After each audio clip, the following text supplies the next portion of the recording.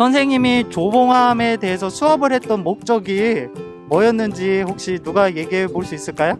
독립운동가로 인정되지 못한 분이시기 때문입니다. 맞아요. 여러분들 그 강화 출신인데도 불구하고 독립운동가로서 인정받지 못했기 때문에 우리 그분의 삶을 보러 가는 거죠. 여기서 태어나셔서 줄곧 이 동네에서 사셨던 것 같으니까 우리는 우선은 이 짤막하게 이곳의 이야기를 이제 끝내고 그 다음 장소, 그분이 어린 시절을 다녔던 학교를 한번 가보도록 하겠습니다. 알겠죠? 네.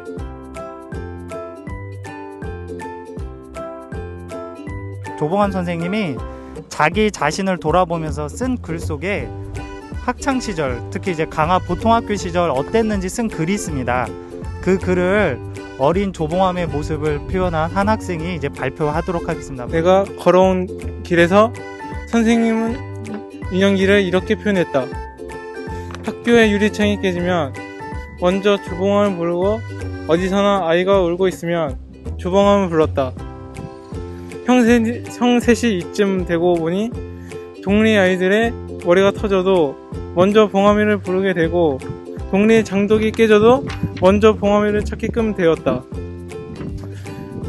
우리 어머니는 날마다 집집에 찾아다니며 사과를 하고 큰 것을 배상해 줘야 되고 작은 것은 고쳐줘야 되었으니 역정이 안 나실 리가 없고 꾸지람이 아니 나실 리가 없으셨다. 여기서 제가 또 설명드릴게. 그 옆에 이렇게 보시면 옆에 보면 또 하나 뭐 하나 붙어 있죠. 혹시 뭐라고 동현이 뭐라고 써져 있는지 한번 보이나요? 학생 독립 만세 운동이라고 써 있어요. 여러분들 그 1919년 무슨 운동이 일어났었죠? 3.1 운동이 일어났었잖아요. 강화에는 공식적으로 3월 18일 날 만세 운동이 일어났다고 했는데 그거보다 더 앞서 일어난 게 3월 12일, 13일 이 보통학교 학생들이 먼저 일으켰습니다. 그러면 3월 12일 날 어떻게 시작이 됐냐면 여러분들 혹시 4.19 혁명 당시에 그 최근에 배운 4.19 혁명에서 혹시 초등학생이 참여했던 또 참여했다고 제가 얘기를 드렸던 거 기억나세요? 그것처럼 여기 학생들도 전국적으로 3.1 운동이 일어났던 소식을 듣고 여학생들이 태극기를 그리게 돼요. 그게 이제 그날 만세 운동이 시작인데 당시 이제 선생님들은 어떻게 했을까? 그 태극기가 그려져 있으면 어떻게 됐을까요? 현진아. 일제시대야. 일제시대요? 버렸을 것 같아요. 맞아요. 그걸 보고 이제 선생님들은 당황을 했겠죠. 그걸 보면 학생들이 처벌받으니까. 그리고 다음날 13일날 여기 있던 여학생들이 만세운동을 지금의 강화읍에서 하게 됐습니다. 그래서 강화에서 처음으로 만세운동이 일어났던 곳을 기념하기 위해서 저기 붙여놨고 강화 초등학교에서 자체적으로 100주년 행사를 했었어요. 우리가 이제 여기 이제 세 번째 장소잖아요. 여기는 어디냐면 강화 중앙교회. 강화에서 제일 큰 교회고 가장 오래된 교회. 원래 이름은 잠도교회. 조봉암과 그의 첫사랑과의 이야기. 그리고 이곳에서 3.1 운동을 준비했죠. 그리고 그 이후에 조봉암은 어떤 삶을 살았을까, 이런 이야기를 하는데 조봉암이 3.1 운동을 통해서 그가 했던 말들, 그 두 가지 말을 청년 조봉암의 모습을 한 우리 승윤이가 한번 그의 말을 한번 해보도록 하겠습니다. 우리가 독립운동을 할 때 돈이 준비되어서 한 것도 아니고 가능성이 있어서 한 것도 아니다. 옳은 일이기에 또 아니고서는 안 될 일이기에 목숨을 걸고 싸웠지 아니하냐. 조봉암 어록서. 작년에 조봉암이 돌아가신 지 60년, 태어난 지 120년 돼서 인천시청에 이 말이 크게 걸려 있었어요. 그래서 우리도 이 말을 듣고 어떤 이해하면 이분의 생각이 어떤 건가 이해하는데 도움되지 않을까 싶습니다.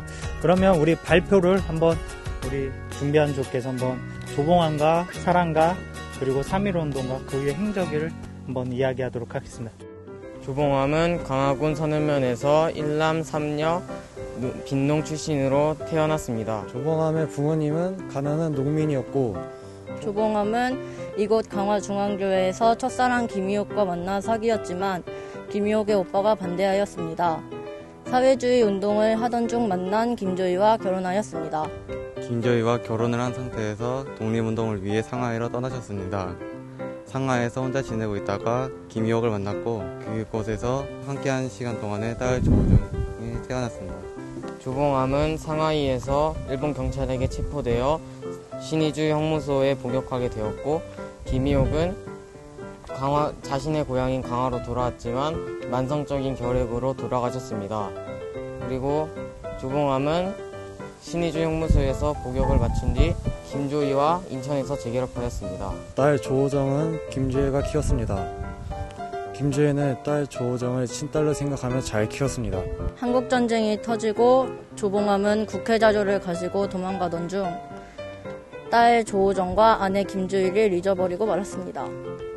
김조이는 북한군에 의해 납치되어 돌아가셨고 조호정은 아직 살아계십니다. 지금까지 조봉암의 집안과 조봉암의 사랑 이야기를 해보았습니다. 그 3.1운동에 참여하고 나서 조봉암이 독립운동에 투신하게 된 이유가 나옵니다. 삶의 전환이 된 3.1운동. 3.1운동은 나로 하여금 한 명의 한국 사람이 되게 하였고, 나를 붙잡아서 감옥으로 보내준 일본놈은 나로 하여금 일생을 통해서 일본 제국주의와 싸운 애국투사기 되게 한 공로자였다. 나는 완전히 심기가 일진되었다. 어떻게 하면 직업이나 얻어볼까 하던 생각은 아예 없어졌고, 그 환경에서 그대로 살 생각을 많이 했다. 조봉암, 내가 걸어온 길에서.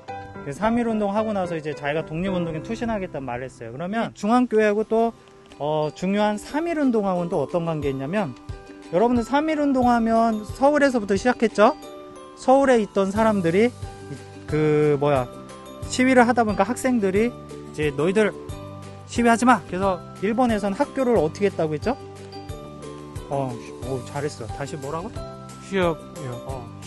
휴교해버렸죠? 문 닫아버려서 이때 또 서울에 있던 학생들이 여기를 들어오게 돼요.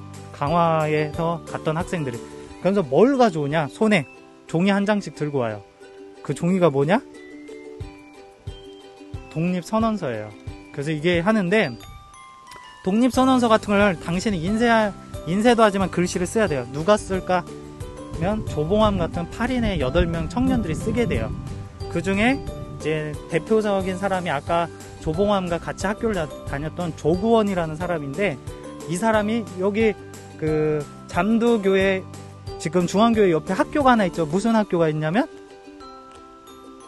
하빌 초등학교가 있어요. 그 하빌 초등학교는 이 교회에서 만든 학교예요. 그 조구원이 거기에 선생님이었고, 거기에서 또 신문 기자였어요. 그러면서 이 사람이 이 3.1운동을 퍼뜨리는데 일조를 하게 됩니다. 그리고 김동수, 김남수 권사, 김영구 성도, 순국 추모비, 순국일이 1907년 8월 21일 이렇게 돼 있어요. 1907년 아까 얘기했듯이 우리나라의 군대였던 여기 강화 진위대가 해산되니까 거기 있던 군인들이 일본군에 반발해서 전투가 일어났는데, 이분들은 당시 이 강화에 있었던 친일파의 모함으로 죽게 됐던 사람이에요. 그러니까 조봉암이 이런 이야기를 여기서 들었을 것이다. 이런 거를 여러분들한테 말씀드리고 싶습니다. 알겠죠? 오늘 마지막 방문, 진해공원 죽산 조봉암 선생님 추모비예요. 여기 이제 한자로 써져 있긴 한데, 여러분들 여기는 시민단체와 죽산 조봉암 선생님을 기리는 사람들이 만든 비석입니다. 그리고 여러분들 저쪽에 비석이 하나 또 있는데, 저기는 연기우라는 분인데, 이 강화도에 있었던 부대 이름이 진위대라고 했죠? 그 소속돼 있던 연기우라는 의병장이 이 강화와 김포와 황해도 일대에서 의병 활동을 했었어요. 그걸 기념하기 위해 세운 비석도 있습니다. 그러면 3.1운동을 하고 나서, 그리고 상해에서 감옥에 갔던 청년 조봉암이 감옥에서 뭘 느꼈나, 그의 말을 한번 또 들어보도록 하겠습니다. 조봉암의 감옥생활.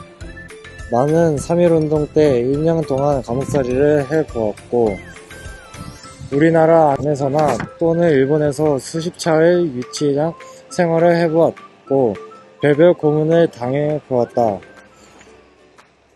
그러나 이번 같이 7년이라는 긴 세월을 감옥 안에서 살게 되는 것은 처음인지 많지 생각이 많았다. 사람이 7년 동안을 감옥 생활을 하는 수가 있을까? 감옥 생활을 실컷 해주다가 중도에 옥살이라도 한다면 그건 더 분하고 원통하지 않을까. 그러나 우리들이 아는 바로도 우리 애국자 선구자들 중에는 지금도 10여 년의 내지 20년을 감옥생활을 하고 계시고 또는 감옥살이를 치르고 무사하게 살아 계신 분도 있으니 많지 나도 치는 쯤 치러주고 무고하게 추록해서 장래를 가지고 살아갈 수 있지 않을까 그런 생각도 들었다. 조봉암은 대통령 선거에 몇 번 나갔었죠? 2번 나갔었죠. 그게 결국 이승만한테 밉보이게 돼서 1959년 사형을 당하시게 됐죠. 근데 사형 당한 걸로 끝이 아니에요. 여러분들 그의 유족들, 그러니까 딸이었던 조호정과 그의 친했던 사람들이 조봉암 선생님의 그 무덤을 만들라고 했는데 무덤을 만들고 이렇게 비석에다가 니네 글씨 쓰잖아요. 근데 조봉암 선생님한테는 비석에다 글씨도 못 쓰게 했어요. 그래서 비석에 아무 글자도 없어요. 그래서 그러다가 여러분들 이제 조봉암 선생님에 대해서 이제 그 사법 판결이 잘못됐다고 해서 2011년인가요? 그때 다시 대법원에서 이거는 잘못됐다 판결이 돼서 조봉암 선생님은 그 무죄를 선고받았고, 근데 이제 문제는 독립운동가로서 저는 이야기하고 많은 사람들이 이야기하는데 아직까지 국가에서 공식적으로 독립운동가로 인정받지 못하고 있는 점은 이제 우리가 또 이야기할 부분이죠. 그러면 우리 청년 조봉암이었고 이제 중장년이 된 조봉암이 자기가 당시 만들었던 당이 진보당입니다. 그 진보당을 만들면서 했던 말을 한번 또 들어보도록 하겠습니다. 모든 사람의 자유가 완전히 보장되고 모든 사람이 착취를 당하는 것이 없이 응분의 노력과 사회적 보장에 의해서 다같이 평화롭고 행복스럽게 잘 살 수 있는 세상, 이것이 한국의 진보주의라 해도 좋을 것입니다. 조봉암의 진보당 창당 계획사, 우리가 못한 일을 우리가 알지 못하는 후배들이 해나갈 것이네. 결국 어느 땐가 평화통일의 날이 올 것이고 국민이 골고루 잘 사는 나라가 올 것이네. 나는 씨만 뿌리고 가네. 조봉암 옥중 유언. 그러면 이제 조봉암 선생님의 이제 평화통일에 대해서 또 어떤 생각을 하셨는지 그거도 이제 작년이 된 조봉암 선생님의 이야기를 또 직접 듣도록 하겠습니다. 오늘날에 있어서의 남한의 소위 무력통일론도 이미 불가능하고 또 불필요한 것이다.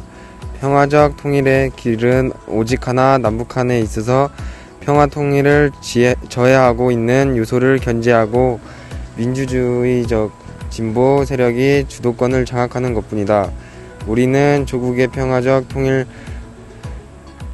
방안이 결코 대한민국을 부인하거나 말살하는 데 있지 아니하고 도리어 그것을 육성하고 혁신하고 진실로 민주화하는 데 있음을 확인한다.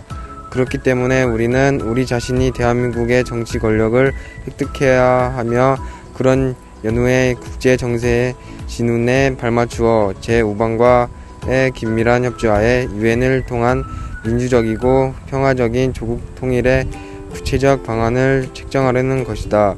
민주주의 승리에 의한 조국의 평화적 통일, 이것만이 우리의 유일한 길이다. 그리고 이제 여러분들이 준비한 마지막. 일단 그 조봉암 선생님이 일단 사회주의자로 인식이 많이 남아있는 것 같아서 독립운동을 하는 모습으로 태극기 손잡고 있는 거를 그렸고요. 여기 나는 조봉암 선생님의 업적을 조사하면서 우리 역사의 한 분을 배우게 되어 정말 뜻깊었고 기뻤다. 많은 것을 알게 되었다. 조봉암 선생님의 지방과 사랑 이야기를 조사하면서 이분도 우리와 같은 사람이구나 라고 생각했다. 죽산 조봉암 선생님이 힘든 생활을 겪었었지만 대단한 사람이라고 생각한다. 죽산 조봉암 선생님을 알고 나서 너무 좋았고 존경스럽다고 느꼈다. 죽산 조봉암 선생님의 업적이 정말 대단하다고 느꼈다. 조봉암이라는 한 독립운동가가 강화에서 태어났고 강화에서 독립정신을 배우고 그리고 그가 인천에서 줄곧 활동하였고 그랬던 그가 이제 해방 후에 모두가 잘 사는 나라를 만들기 위해서 농지개혁을 하고 그 다음에 남북 간의 평화를 위해서 평화통일을 주장했지만 결국 그 정치적 희생에 의해서 결국 사형당할 수밖에 없었고, 아직까지도 우리는 그분의 진짜 모습을 모르지 않을까. 근데 우리 교동중학교 학생들은 그 진모습을 요번에 다니면서 알게 되었고, 여러분들과 함께 조봉암이 가지고 있는 생각을 널리 같이 공유하고 싶다는 생각으로 이거를 만들게 되었습니다. 다 같이 박수! 네. 축산 조봉암에 대해 많은 걸 알게 되었고, 조봉암 선생님이 우리 강화에서 많은 도움을 주셨다는 것도 알게 되었고, 만세 시위 덕분에 우리가 이렇게 평화롭게 잘 살게 되었다는 것을 알게 되었습니다. 원래 조봉암이라는 사람을 몰랐는데 역사 수업으로 조봉암이라는 사람을 알게 되었고, 그 조봉암이라는 사람의 정보를 얻기 위해 야외 수업을 왔는데 이런 것들이 강화에 있는지 처음 알게 되었어요. 이 조봉암이라는 사람을 다른 사람들도 알게 되었으면 좋겠습니다.